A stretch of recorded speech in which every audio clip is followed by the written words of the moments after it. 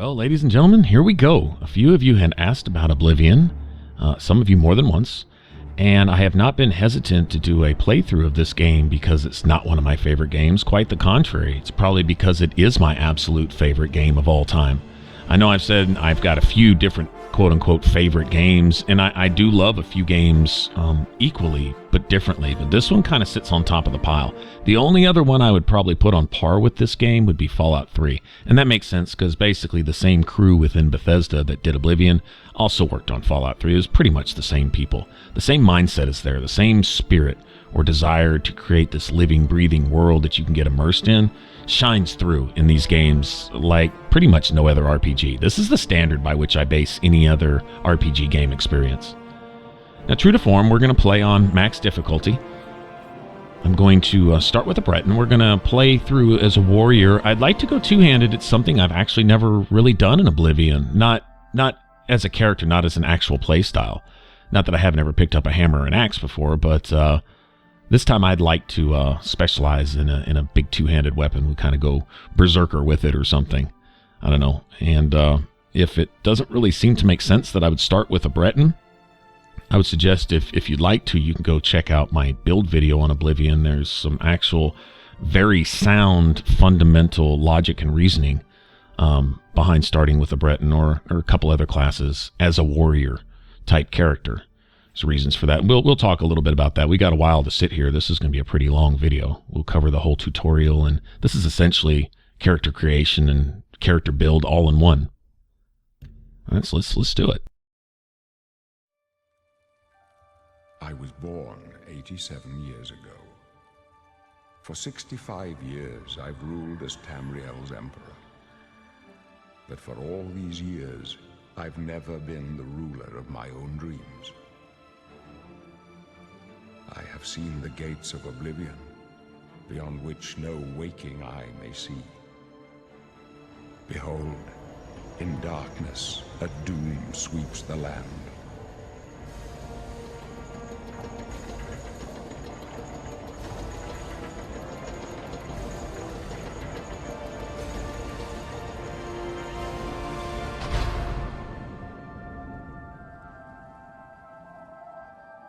This is the 27th of last seed, the year of Akatosh 433. These are the closing days of the Third Era and the final hours of my life. Oh man, the feels, all the nostalgia, man, it is real. I remember the first time watching this scene here, having no idea that everything you can see off in the distance, you can go there and go explore it and check it out and experience man, this is just amazing. Had no idea what I was in for.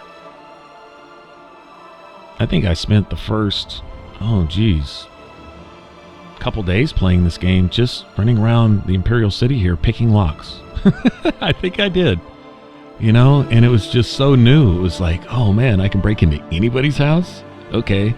So it was like a quest for lockpicks so that I could just get into somebody else's house and see what they got, you know, and man, just amazing. All right. We've all been here before. I said I'd be playing in Breton. Try to make my character look as decent as possible. I'm certainly not a master of the sliders in the Oblivion character creation, but I try to make a character that I think looks okay.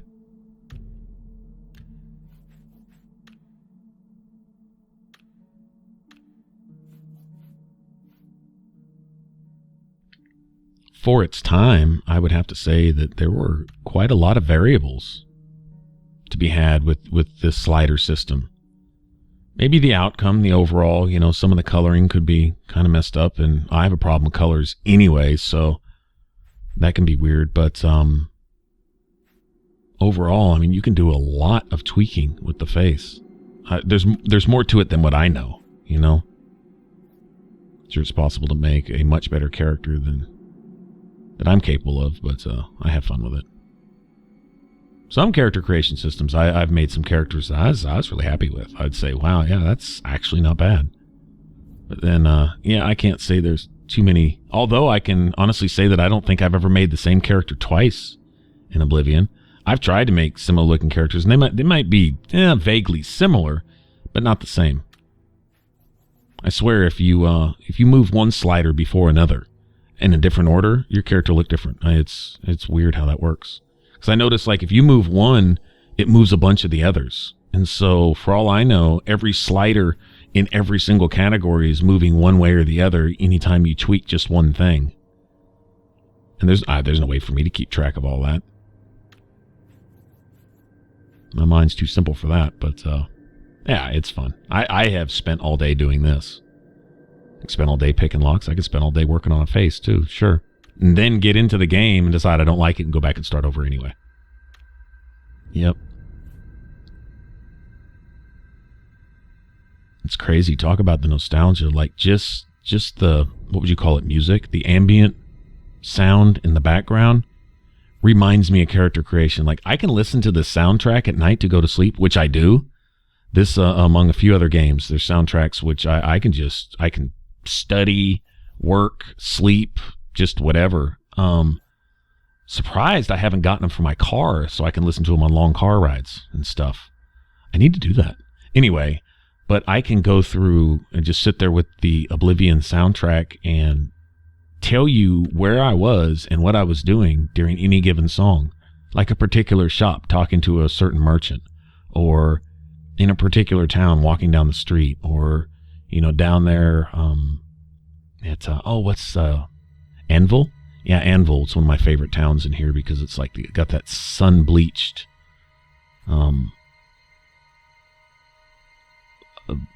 shoreside, you know, beachfront look to it. It's just amazing. Kind of a fishing town, sort of, but maybe a like an Italian coastal village fishing town type of thing, or something. I don't know. Anyway, I just really cool. But yeah, certain songs can just put me in certain places in this game. I mean, well, first of all, that's when you know you spent maybe too much time in one particular game. But that's when you know a game is that's pretty well done. When you can remember places almost like experiences, almost like places you've been. Yeah, that's amazing. I can do that with the Fallout 3 soundtrack also. And a couple others. Divinity 2 is another one. Mass Effect. Oh, man, there's a couple that are almost emotional in Mass Effect. Of course, there was a lot of emotional-based, you know, decisions and things that happen in that game, too. This one's not so much about that. You're not going to find a lot of moral ambiguity and political stuff in... You know, other than the whole, well, you know what? Honestly, I was going to say other than maybe the whole, you know, Empire versus, but there really isn't so much of an Empire versus thing in here, except for the Mythic Dawn. So, not really, but there's really no politics there. I mean, you got bad guys doing bad shit, and your job is to save the world from them. I mean, it's pretty simple. Now, Skyrim, they draw a little more of, I guess you could say, a gray area. And then, you know, you can get into some political debate, and people still do. Sure enough, the whole Stormcloak, Altmer Empire thing. But in this, it's really just the adventure. I think the good and evil thing is pretty cut and dry. Of course, unless you want to side with the bad guys, well then whatever. But still, I mean, the sides are pretty well cut out. It's just about the exploring, experiencing the stuff. There are a lot of things in this. And Fallout 3 was also like this. I mean, obviously, it's the same basic crew of people within Bethesda that did both games, right? So, of course, they're going to be a lot alike. One has guns, the other one has magic. Well, Mass Effect and Dragon Age are like that, too. One has guns, the other has magic. So, I guess you could say the same thing there. Completely different games, but the same principle. Well, here, I noticed, like, you can go to a particular place and just look around and listen to people and see what's going on. And there could be a whole story taking place in a small village of just a couple little huts. But it could be hilarious. It could be really funny, or it could be interesting, or it could just be going down. You know, there's drama there, and you know, you gotta go deal with it or whatever. But there's like these little stories being told everywhere, and none of them seem out of place. They all just seem to go perfectly in line with the general attitude, the spirit of the game. I mean, it's just consistent. Everybody was on the same page from the intro to the ending credits on this game. And there's a few other games like that where nothing ever breaks the immersion. It doesn't ever pull you out. Everything draws you deeper in. The more you look, the more you find. And the more you find, the more you want to look. And so you just, at least I'm speaking for myself, just get deeper and deeper off into the game. And so this is one of those that does that. It's just, wow. So anyone that ever questioned how I felt about this, I've had a few of you ask me if I even like this game. I'm like, man, if you only knew. I'm almost a little intimidated by Oblivion, and I can be honest. I didn't know that I could really do it justice. I'm like, if I do a playthrough, my experience in Oblivion is just to kind of pick a direction and kind of go that way and do. There was certain things I'd do early in the game just to get set up, but for the most part, there was really no pattern. There's no linear path to take through the game in any way, shape, or form. You can do the very first thing you're supposed to do in the game dead last, or vice versa. And so I'm like, I don't know. I mean, like, would there be any pattern? Would I say, okay, well, if we're going to do a playthrough, how are we going to play through something that's just completely random, And so we'll go through the story, and I'm like, I'll just play like I play. How about that? Now, I am trying something a little new to freshen it up a little bit. Playing a Breton warrior. I've always gone, stealth has its place. Daggers and short swords have always been kind of my thing in this. And running around with a shield, sword and shield, but usually a dagger or short sword. Once I can upgrade to, say, like a Daedric short sword, I always really like those because I thought they look cool. They even look cool in your hand. But going with a big two-handed weapon, it's not that I've never picked up a warhammer or a battle axe or anything, but I've never built a character around just doing that. It's always been, small blades, quick, speedy, quiet type of thing, just fun. That's the way I played. I'm sure a lot of other people play the same way. But in this case, I'd like to go in a little bit differently. It's funny, is changing it up when I'm also maxing out the difficulty is going to be interesting. It is testing my knowledge of how to build a character a little bit, which is good. Like I say, kind of put me back on my toes and give me a reason to think about it a little bit.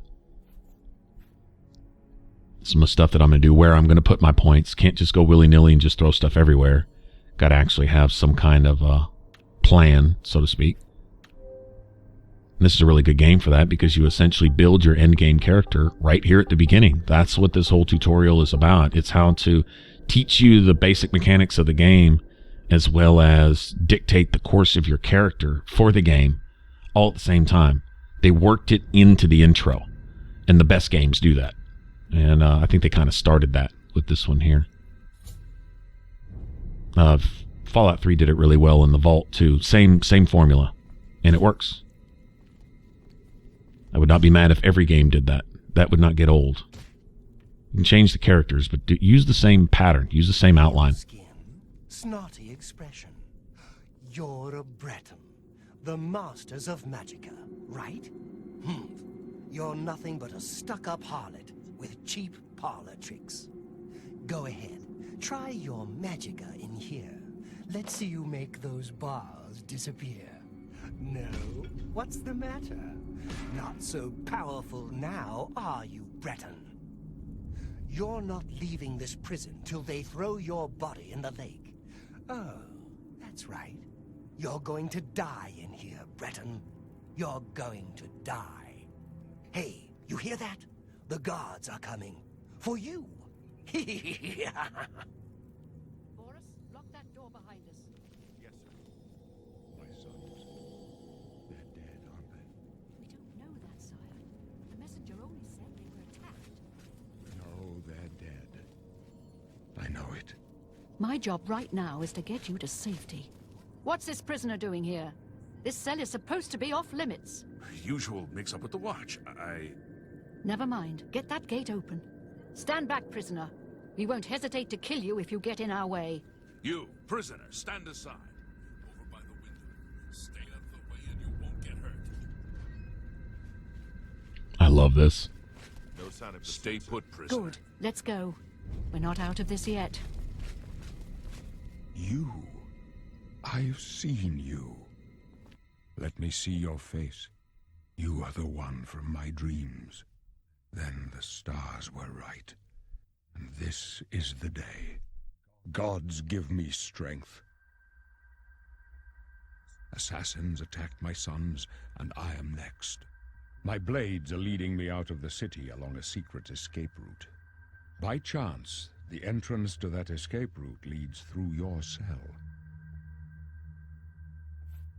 Perhaps the gods have placed you here so that we may meet. As for what you have done, it does not matter. That is not what you will be remembered for. I am your emperor, Uriel Septim. By the grace of the gods, I serve Tamriel as her ruler. You are a citizen of Tamriel, and you too shall serve her in your own way. You will find your own path. Take care. There will be blood and death before the end. Please, sire, we must keep moving.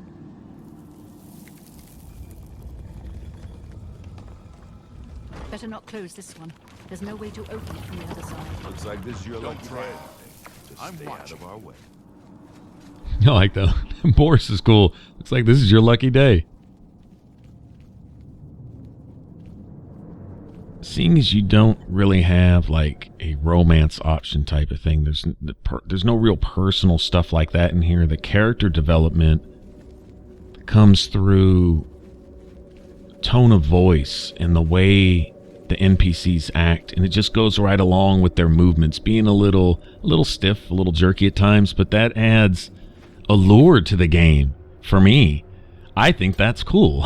It makes it better, not worse. Like there's things that I've heard people criticize, and I'm like, you just don't get it. You just don't get it. You're trying to pick trees out of the forest and say that they're, call them something else, and it just doesn't. It just doesn't fly. All the pieces work together to create a whole, Close up left. like I say, Protect the it Emperor. works. It just works. Captain's down. I guess that's what matters. Okay, now I won't be messing with any of these Mythic Dawn here. No. Protect yourself. Are you all right, sire? We're clear for now. Captain Venom. She's dead. Sorry, sire. Have to keep moving. Stand aside, prisoner. Yeah, screw that short sword. I want that katana. I see it. Could they be waiting for us here? Don't know, but it's too late to go back now.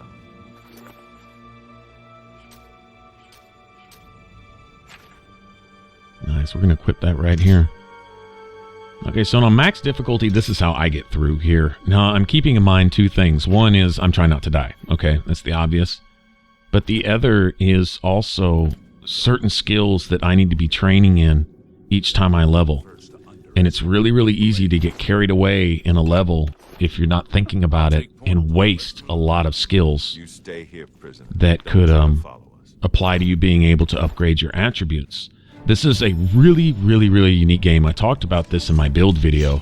The main reason for making that is I didn't see anyone else really talking about this, and it is the root mechanic which the entire character creation class system is built around.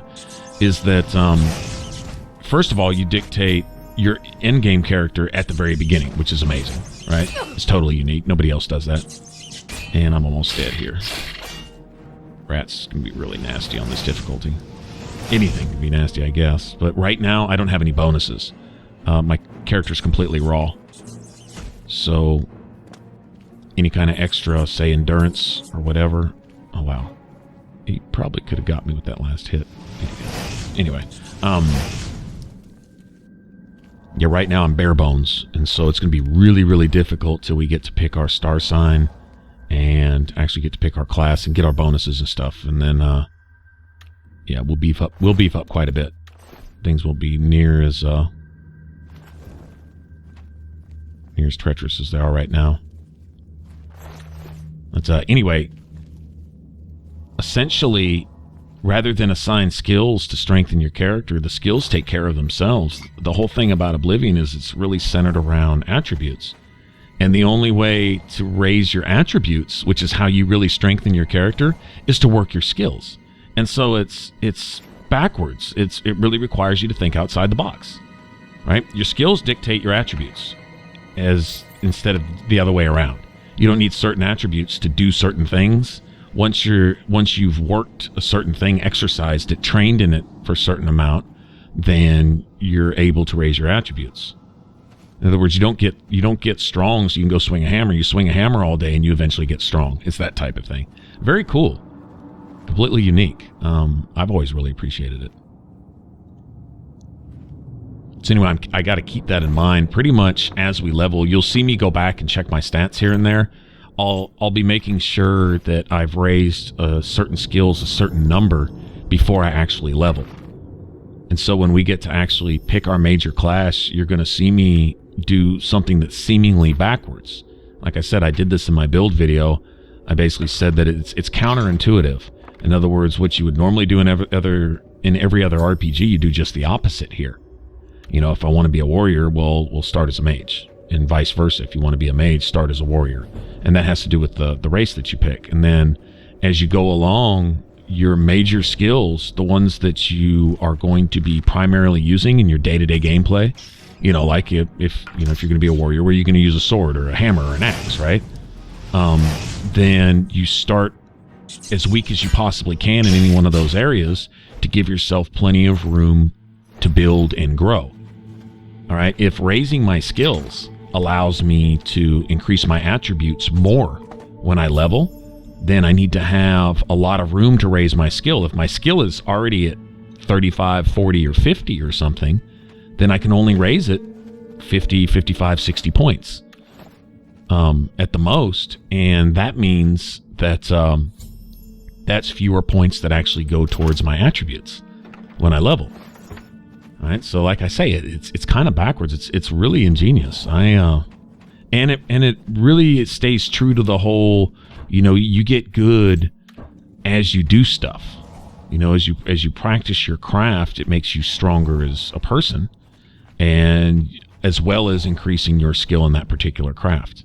Also, it's a more, I guess you could say, almost realistic leveling system in a lot of ways. I don't know that there's a perfect one anywhere, but this one's pretty ingenious.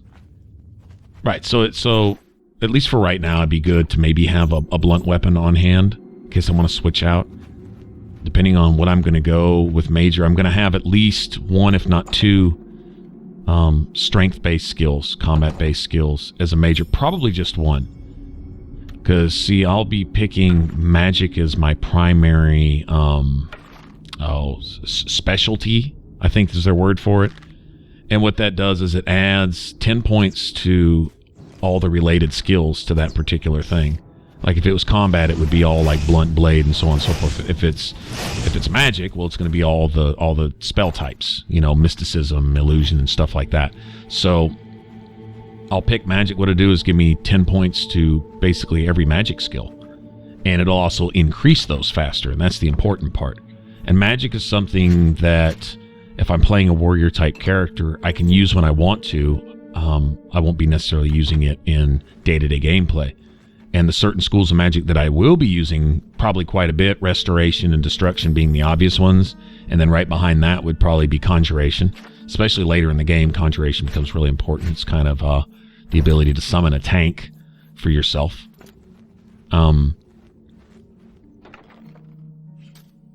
I won't make those major skills because I have to use those. Those are things I'll be using regularly, and that means each time you use them and your skill goes up, once that happens 10 times, then you have to level. Well, if you haven't trained in your attributes, then when you go to level, you can only put maybe 2 or 3 points at the most into your attributes instead of a solid 5. And ideally, each time you level, you want to be able to put 5 points in 3 different attributes. A full solid 5 points. That's the ideal. So that's what we'll be working towards. So anyway, if while we're playing you see me go off into my menu randomly and go check on stuff, you know, I may decide, hey, I need to change weapon types real quick so I can train a little bit in this, either to work towards leveling up or to work more points into that particular attribute category before we actually do level. And then, especially if you have a bunch of magic type stuff like, say, alteration or illusion, if you do need to level real quick, especially considering, illusion is a personality, I think is the name of that attribute. And that's basically irrelevant. That's something you dump points into late when, everything else is already where you want it type of thing. At least for me, it's pretty much useless. It's kind of like charisma is in Fallout 3. I mean, what's the point? So I can use that as basically a dump ability. Well, get some major skills all under the personality attribute, and then just use those to level when I need to. In other words, okay, I've trained 10 times in strength-based stuff, and I've trained 10 times in endurance-based stuff, and I've trained 10 times in, let's just say, agility-based stuff. That's what I'm going to level in. But I've only actually used 3 major skills, so I need to use 7. I need to level up 7 more major skill points so I can actually go sleep and level. So what do? Go sell 100 arrows, 1 arrow at a time, for example, to get some mercantile points. Or go charm the shit out of somebody a whole bunch so I can go get some illusion points. And I'll make those major skills so that I can go level when I'm ready. And it counts towards an attribute that I could care less about. If my personality's low, that's fine. I'm not concerned with luck either. The only point luck really has in the game is, I believe how it works is every 5 points in luck, you gain 1 point to every single skill. Which is interesting because every 5th point you put into luck, it basically automatically gives you 7 points towards a level, because it's going to level, if it levels all of your skills, 7 of those are going to be major skills, which means that's 7 out of 10 points right there automatically every 5th time you put a point in luck. And that, I don't know, that's too much to keep track of. It doesn't really serve any purpose. It doesn't have anything to do with loot drop chance that I've ever found or anything else. It's just, well, it's essentially an irrelevant stat. Now, if you're role-playing, you want to consider yourself lucky or something, or get your skills up way too fast or something, I guess. But in terms of just general gameplay, it really doesn't serve much purpose.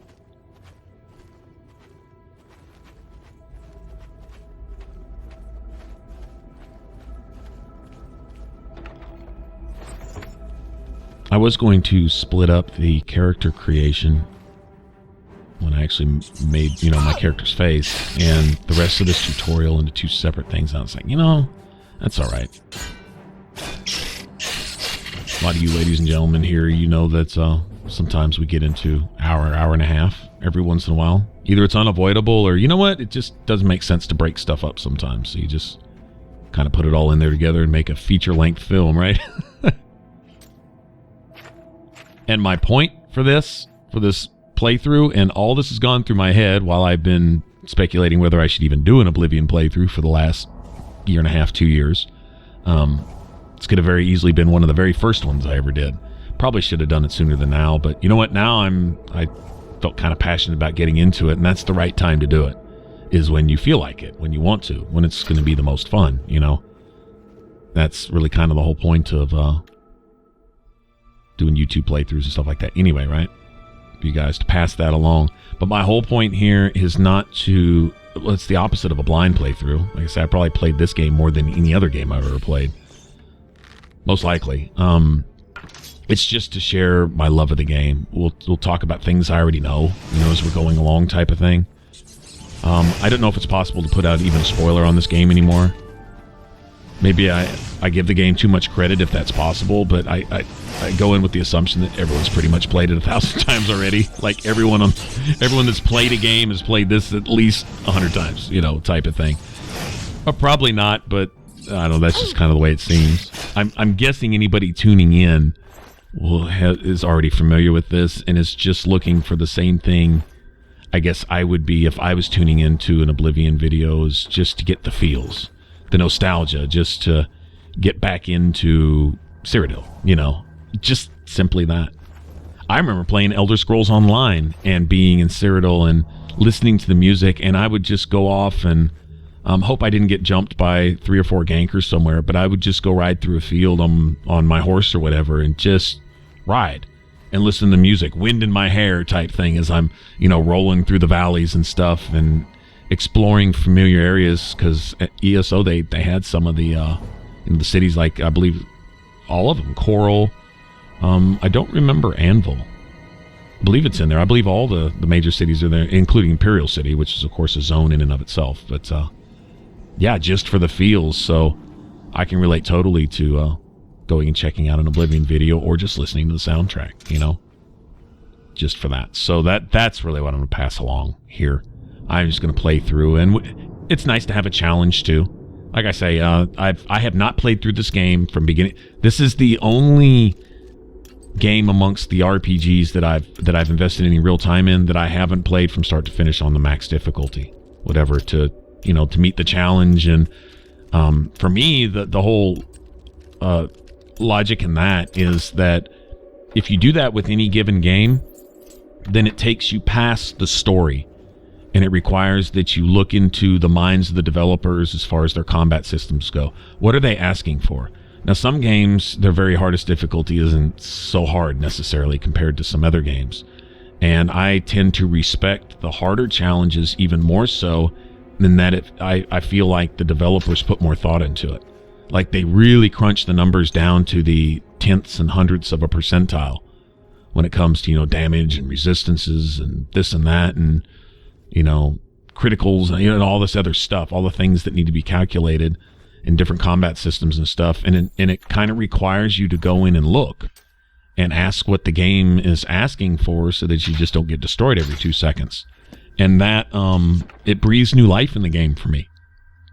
Honestly, it's sometimes it's nice if you can get away with it. Like I was able to do this with Inquisition.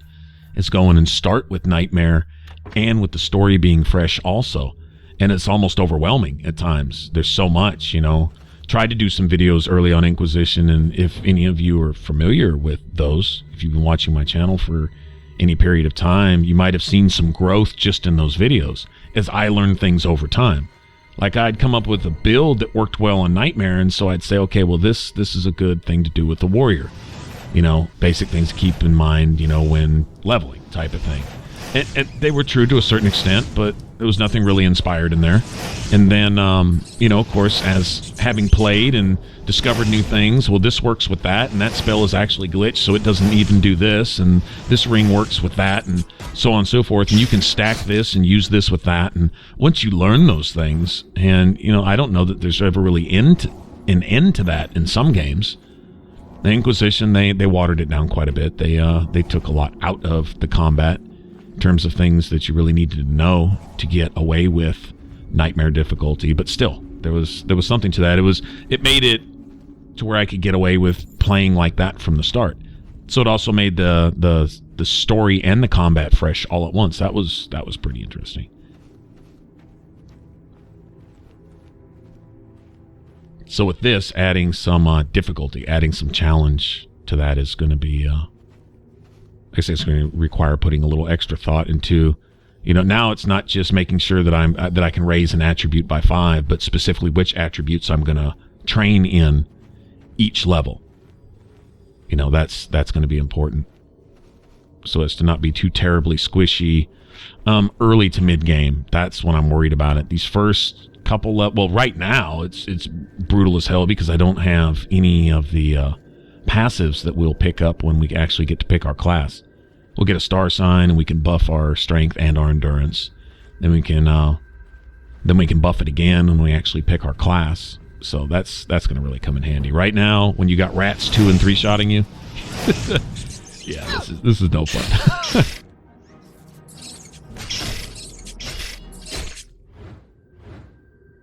Take that.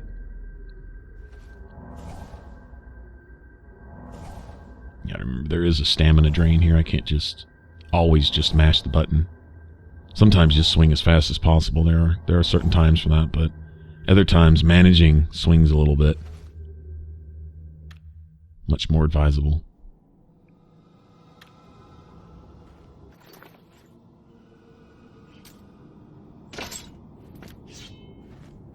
Now let's see if I can get really, really lucky. I need a couple of these wisp stalks, and I need a couple stink horns. At least one of each, preferably 2 or 3 of each would be just awesome.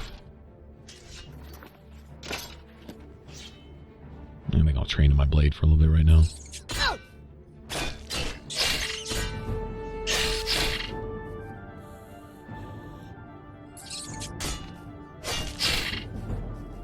There we go.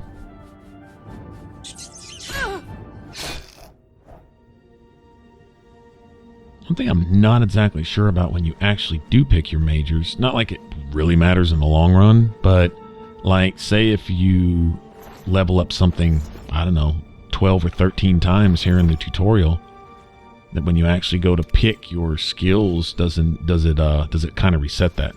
Look, let's say I get something from I don't know, say 10 all the way up to like 25 or 30. Then when I go to pick my skills, does it drop it back down again? Or if I make it a major, does it round it off? Or I don't know. Doesn't really matter.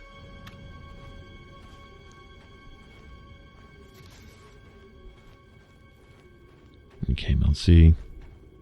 Nice. Beautiful. Can't really ask for any better than that. I need to make some poisons. It's going to be kind of crucial when we get to the end of this little area here. About to face some goblins now. Honestly, I'd rather face the goblins than the stupid rats. The rats are relentless, and they actually hit harder. Little shits. And I think they heal themselves when they hit. Like when they bite you, they feed themselves. Little vampires. Nasty bastards. Start giving you diseases later on, too. Little shits. Like the crabs. Go down to the riverbank to go boxing with crabs and come back with AIDS, herpes, and all kinds of other stuff.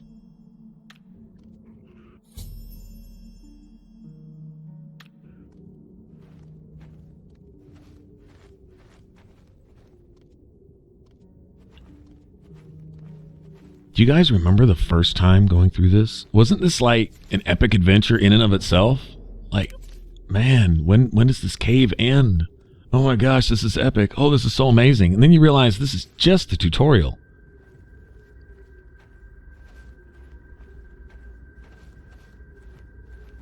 Let's see if I can be sneaky sneak here.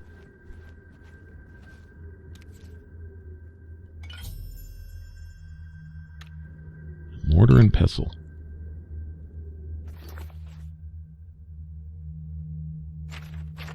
See if it'll let me make these right now.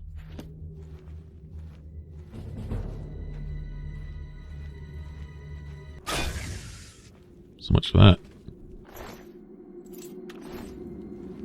I guess sneak attack bonus applies to everything, including your poison and whatever.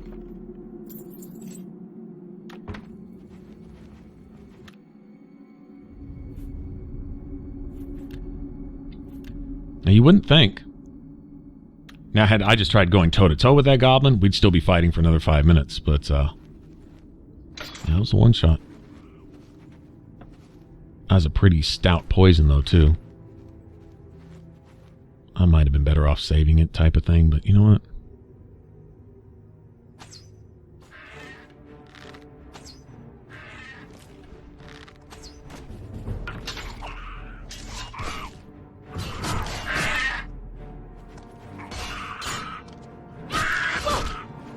Got to do some blocking too. So between my block and my heavy armor, we're not even going to talk about the armor skill yet. I'll be doing plenty of repairs and stuff, but I'd like to save that. Probably do is we'll get into town. We'll go up to the city once we leave the sewers here, and go buy up some hammers. Probably spend most of my gold on hammers actually when we first get there. There was a day where you go try to find some training. Try to get a little bit of a jump. Certain things, but if you pick the right major skills, you can pretty much manage that stuff. Now, if you're going for a 100 in everything, 100 luck, 100 personality, 100 all the way across the board, then you literally have to treat each level as a mini game. And literally min-max exactly what you do each level, and then figure out how to get enough gold to train in all the stuff. Because you can only train, 5 skill raises during the course of a level. You can go to 5 different trainers once, I believe, or one trainer, and train 5 points with that one trainer. Either way, doesn't really matter, or any combination thereof. But, yeah, that becomes a game in and of itself. That requires a pretty in-depth understanding of the leveling system and stuff, and it's a bit tedious, although I'll be essentially doing a bit of that anyway for myself. But yeah, trying to get everything, you can essentially get, believe it or not, all your attributes to 100 before you're even level 30. I don't know what's the absolute minimum level. It's probably mid-20s if you were to just do everything perfect. But, oh man. I mean, I'm talking, you'd have to be careful how much running and jumping you did from place to place type of thing to make sure that you kept your athletics in check, you know, and all this type of stuff. But it's possible. I'm not worried about that, but I do want, obviously, max attributes in the stuff that I'm going to be using. Primarily, strength, intelligence, willpower, agility, and endurance. The agility probably is going to be the hardest one to keep track of because sneak goes up so fast. And then if you're using a bow at all, it's going up fast. And so you can train 20, 30 points in agility related. Oh, and then security, picking locks. Those are 3 things I'm pretty much doing all the time. And they raise pretty fast as it is. And don't even pick them as a specialty. Like, you know, you have a choice between combat, magic, or stealth. Oh man, you go stealth and oh geez, your sneak is going to be up so fast you'll wind up wasting 20, 30 points in agility related stuff in early levels. And then when you really need those to train in agility based, you know, stuff so you can actually raise your attribute, it won't be there. Or it'll get so slow in the really high levels once you get, you know, between like 80 and 100 in any of those skills that it seems to take forever if you want to level in it later. And you might find that, well, you got to figure if you want to raise something 20 points, an attribute 20 points, that means you got to, oh geez, let's see, you got to have at least 40 points of skill raises available. Is that right? No, I'm doing bad math. Yeah. It's 2 for 1. If you want to raise agility 5 points, you have to train in agility related skills 10 times during a level. Right. So if you wanted to raise it, say 20, you'd have to have 40 points available. If you need to get it from 60 to 100, you'd have to have 80 points available. And odds are you'd have to have pretty much your, say, for example, marksman and sneak both down at minimum levels. And odds are they're probably going to be in the 30s, 40s, and 50s by the time you're level, I don't know, 8 or 10 if you're not careful. Anyway. Stuff to keep track of. It's like I say, it's genius, man. It's really unique, and it almost guarantees that no 2 playthroughs are going to be alike. Not just in what you experience, depending on, you know, where you go and which direction you go. Considering this game's just wide open, you can go anywhere. Odds of you going the same place twice in a row, pretty slim, you know. Oh, this dude's not going to die, is he? He's healing faster than I'm hurting him. Well, shit. What the hell? Oh, that's the other one. All right, I was about to say, man. All right. At least do the I'm drinking a potion and oh, I'm okay. Now I'm almost dead. I really didn't want to use that.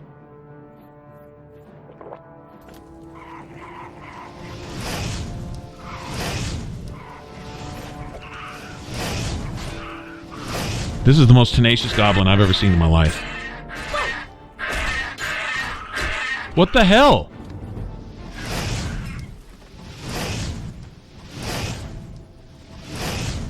Bastard? Take that. Damn little shit. Okay, that was a little extraordinary. That's, I don't care what difficulty it's on. That was ridiculous. But other than the main witch down here, which is kind of like the boss for the sewers, I guess. Other than her, I think we're done. That's pretty much it. Well, we'll have some more stuff to face later, but, yeah, I think we can, once we get past her, I think we can join back up with the Emperor and his little entourage.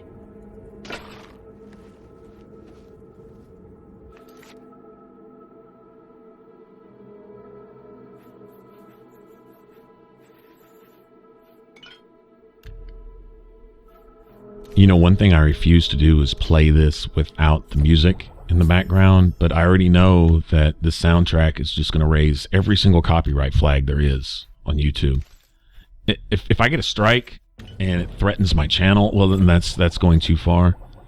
if whoever owns the licenses for this music, whatever, not RCA Records or Enunzu or whoever, right? Whoever owns it, if they claim most, if not all, of these videos, as long as they just do that, well, then essentially I'm just making this playthrough for them, in a sense. But you know what? I think that that leaves no question as to my motives for playing through this, considering the fact that most of these videos probably will not remain mine for very long. And that's fine. Okay, if I can get one more shot in, I might just take some magic to the face just to get a shot off on her. I hope it doesn't one-shot me. That hurt. There you go. That's why I wanted to make the poison, right there. That is exactly why. Yeah, she healed herself on the first one. She wasn't going to heal herself twice. Not from that, anyway. Let's see if I can drop anything off on. I need to put my helmet on. Keep forgetting. Actually, she can have that. Because I'm going to have to pick up her staff, which looks like she dropped it down in the rat pit. Yep, that looks like it right there. And I'll probably aggro them if I jump down in there, so 2, 1.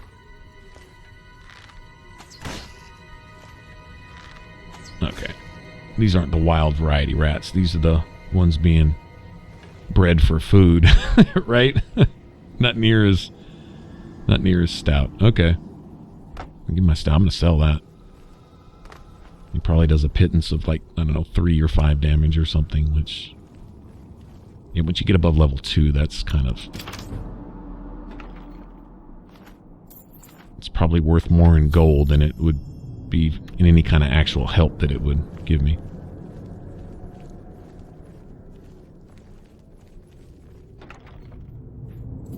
Nice. Well, I have 2 hammers. I love it when you get your armor skill up to where you don't break hammers anymore. Oh, man, that is so awesome.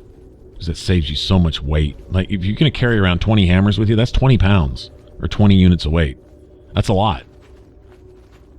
That's a lot of room that could be better used for things like enchanted swords and stuff that sell for a bunch of money. Many, many, many potions. Potions are like gold. Potions are better than gold in this game.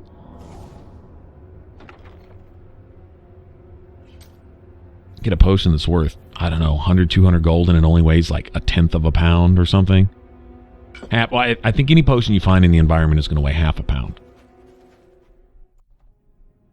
Some of the ones that you make will be like 1/10 of a pound, but I guess if you get your skill high enough, you can make some pretty stout potions that be worth a pretty penny that by themselves, and you can make them from stuff you find in the world. I mean, that's the economy in this game.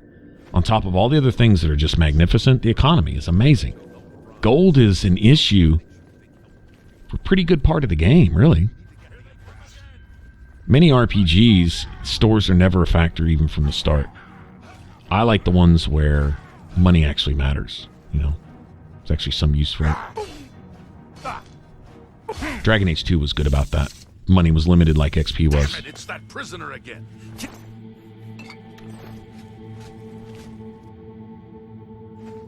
No, she is not one of them.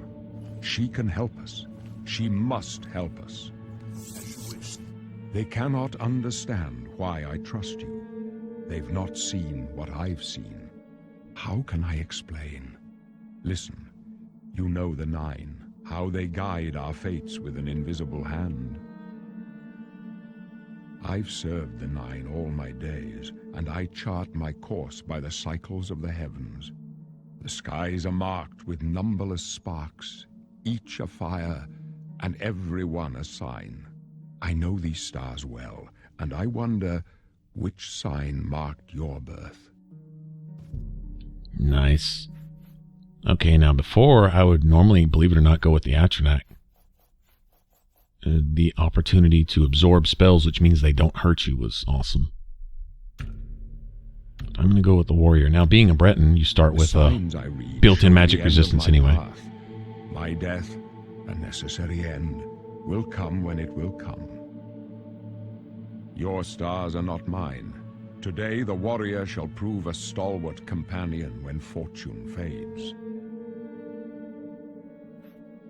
No trophies of my triumphs precede me, but I have lived well, and my ghost shall rest easy.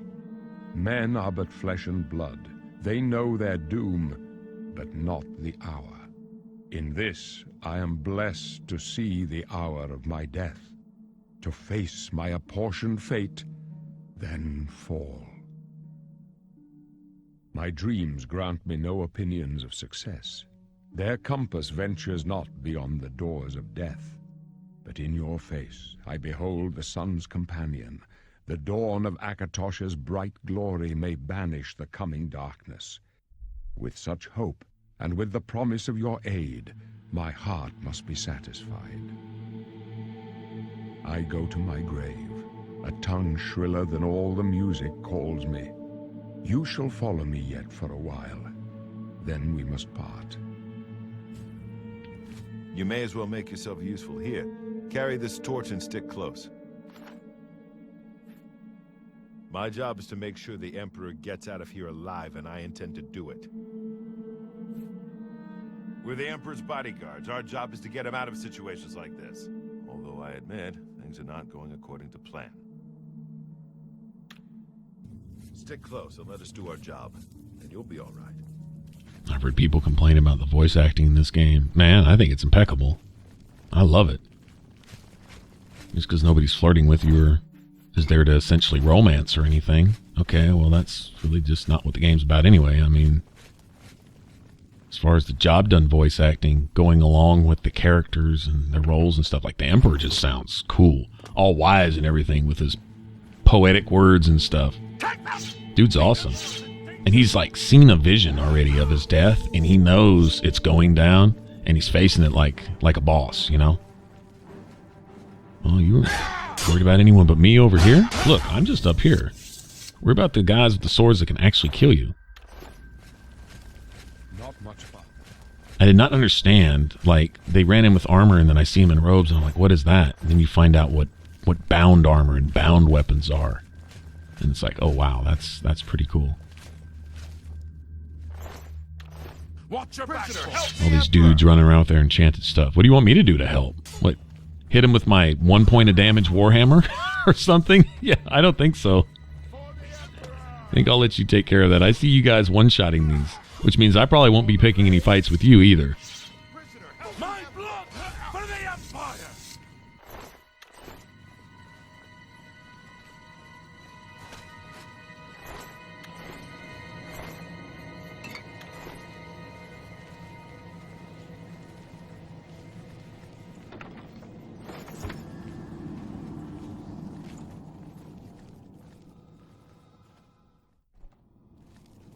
Hold up. I don't like this. Let me take a look.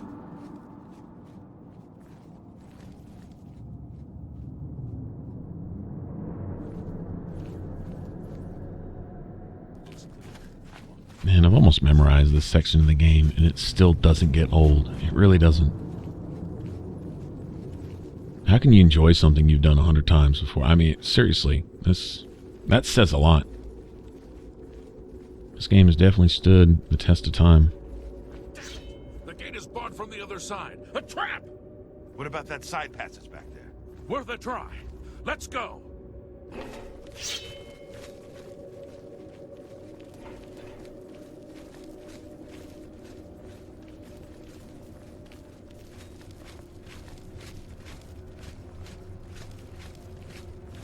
It's a dead end. What's your call, sir? They're behind us. Wait here, sire. Wait here with the Emperor. Guard him with your life. For the Emperor! Take them down! I can go no further. You alone must stand against the Prince of Destruction and his mortal servants. He must not have the Amulet of Kings. Take the amulet, give it to Joffrey. He alone knows where to find my last son. Find him and close shut the jaws of Oblivion. Die! Stranger. See ya. Oh man, it's all epic and everything.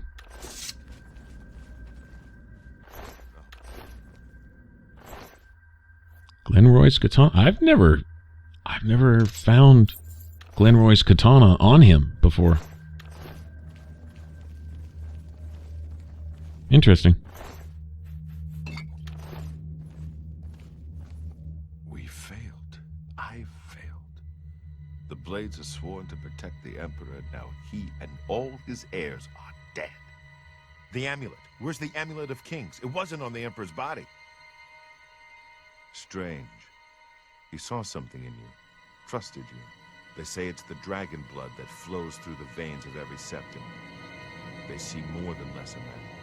The amulet of kings is a sacred symbol of the Empire. Most people think of the red dragon crown, but that's just jewelry. The amulet has power. Only a true heir of the blood can wear it, they say. He must have given it to you for a reason. Did he say why? Joffrey?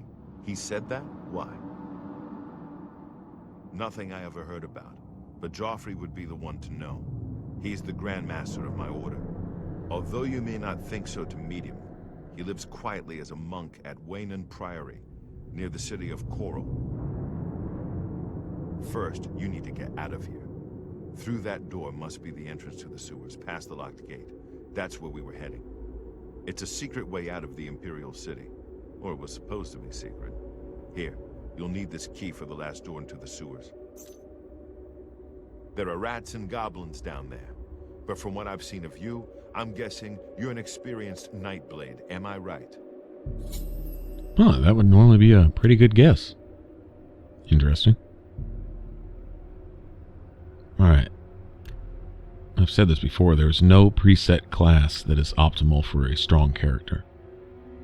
Since I'm playing a combat-based character, I'm going to go with magic. If I was playing magic, I'd go combat. Playing stealth, it depends.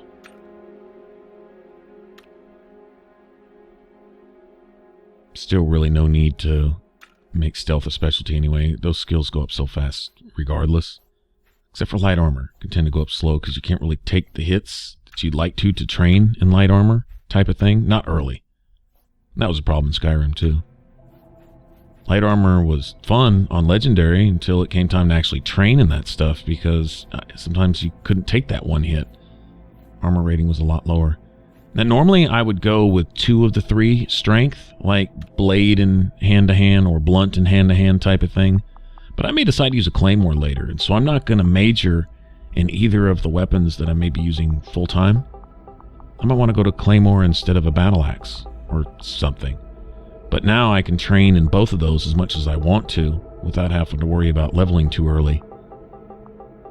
And then once I get all my points there, then I can go level whenever I want. So it's mostly magic stuff and personality stuff. Skills that I do not have to use, I can use them exactly when I want to. In any case, rats and goblins won't give you any trouble. You must get the amulet to Joffrey. Take no chances, but proceed to Waynon Priory immediately. Got it? Good. The Emperor's trust was well placed. I'll stay here to guard the Emperor's body and make sure no one follows you. You'd better get moving. May Talos guide you. By the way, thanks for recovering my comrades' swords. I'll see that they are given a place of honor in the halls of the Blades.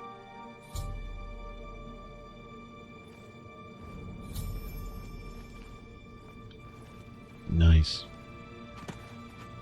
Alright, so I guess he took both katanas from me then. Yeah, I've never had them both. I don't think, not once, ever. Anyway, whatever. That's fine. They were like 18 pounds. They only did like 2 damage anyway, so whatever. He can have them.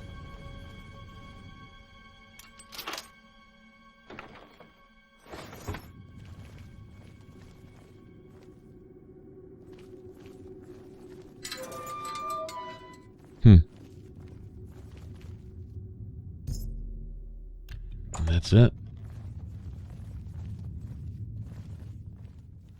Now just find our way out of here once and for all. And then our epic journey can begin, man. This is good times, good times. And look at the atmosphere. Like, this feels like friggin' sewers, man. It's all dark and dingy with the music.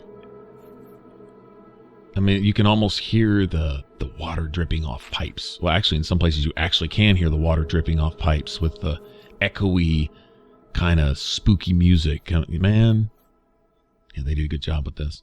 All right, so I think I've raised my blade 5 points. I've raised my blunt 4 points. So essentially, I need to raise either blade, blunt, or hand-to-hand one more time, and I'm good. Which I'm sure I can do here on my way out. So that'll be strength taken care of. Agility's more than taken care of. I've got, 9 points in just sneak alone. And it's just going to do that. Glad all those are starting at base levels, because here in the early levels, odds are I probably won't be leveling until that's up there. So chances are the first few levels will be nothing but strength, endurance, and agility, which are my 3 lowest stats. And that's exactly why I started with the magic-based character, because the stuff that has to do with combat, primarily, is usually what you're going to start lowest in. But really good stats to have, like willpower, which dictates how much, not just how much stamina you have, but I believe how fast it regenerates too. I'm not sure about that. Doesn't matter. Anything that has to do with you having a bigger stamina pool, I'm down with that. I'm pretty sure endurance does that also. You eventually get to the point where your stamina is pretty healthy, regardless of the class you play. But starting with a Breton, you start with a willpower 50. So seeing as, all of your willpower skills are magic based. You've got destruction, alteration, and what's the third one for willpower? Destruction, alteration. I think mysticism is intelligence, I think. Alchemy is intelligence, conjuration is intelligence. So it's destruction, willpower, restoration. So you got 3 schools of magic there for willpower. Well, my magic's already kind of high. Not only did I major in a couple of those, but I get a bonus just for being a Breton in the first place. But I don't need near as many points. I literally only have to raise willpower 50 times, which means I need a total of 100 skill points. And magic is much more easier to kind of, govern as you go along, because it raises much, much slower. And you can use it when you're ready, type of thing, except for, of course, restoration here, which I have wasted a few of those in the early going here. I'm not going to be dropping any points into willpower, so those are somewhat wasted. And that shit adds up. You level 10, 15 times using a point here, 2 points there each time you level. Then when you actually need to develop that skill, you won't have the points there to do it. So I need to be careful of that.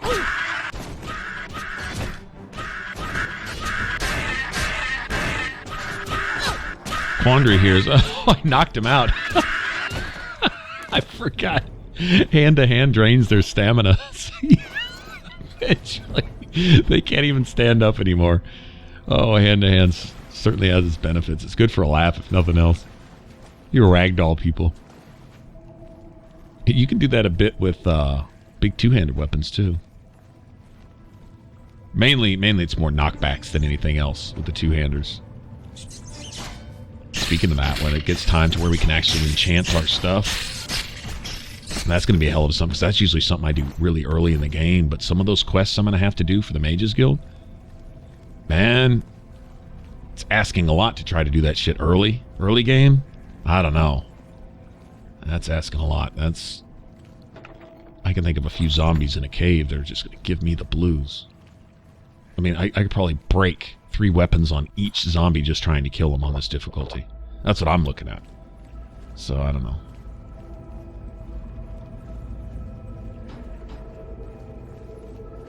Well, hopefully once we get out of here, I can refrain from doing any more healing or any of that stuff. And stop wasting skills on this level. I still haven't leveled yet. In fact, I don't think my major skills, I don't think they're up but like 2 points.